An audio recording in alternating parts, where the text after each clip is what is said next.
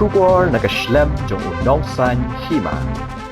Myntri katanat Ïalehkai ke sorkar jela ubak bantai dor lingdo ha kasingi palai ulahir Ramadan ban ai Khublei Kitbok ye kitai Ïalehkai football bat kumjo ye kinong siat khanam kiban ye Shim Bynta ha ke North East Olympic Games kaban sedang nadu shipau hadu khan riu tarik mentau benai nai wing ha kani kanong ba.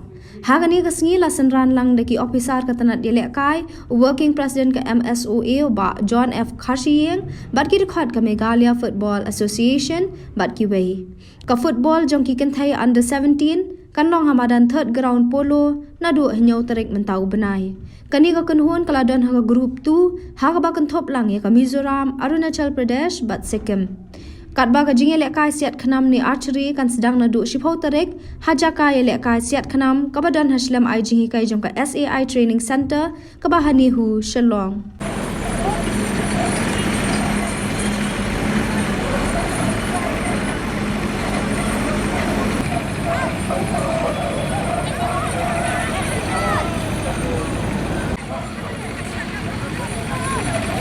Leit ready ba? Leit prepare ba? Ha? Yes, sir. Practice ba mo? Yes, sir. Iba kadon ka laway ba pernah nang kita na Ïalehkai ni. Hamtama ka football i bagui disiplin hamtama iba women football mo. Ni ka lang kiyo. Ni ka sap ka pang ka jong pi. Nakaliang ka jong i nile kak bala. Ban support ifi, banyarap ifi. Sambat tanggaway ka di bendan. Kadai ka? Ma. Yo, ini jom ma. Yo, ini jom. Ïalehkai ma. Asal na. Betul selai ma. Ma. Ini lah dia kita malah dipakai look this is the set of BB just so we have 70 meters and 50 meters. Kini target face berat di for compound. Kita target face here for the pure 70. Also have our director sports here, Mr. Shivanj,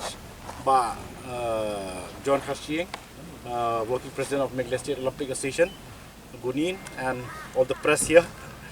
Words of encouragement. All of them they are participation for the Yes, some of them, not all. Some okay. Some of them from side. Yes. Okay. I think everything is okay. Yes, sir. Kiang no balik, Kiang uni. The experience kalau kamu nu kawan national game. Kawan. Here right now, she had left for the junior nationals. She went to Goa.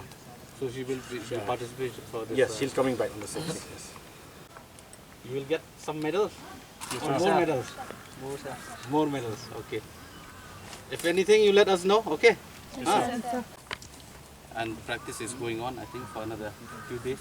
When actually will we start? 10, sir. 10 to 16. 10 to 16. Okay.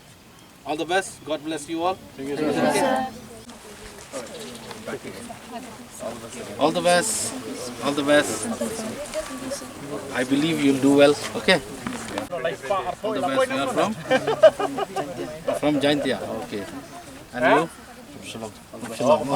Nice meeting you. Okay. All the best. All the best. Huh?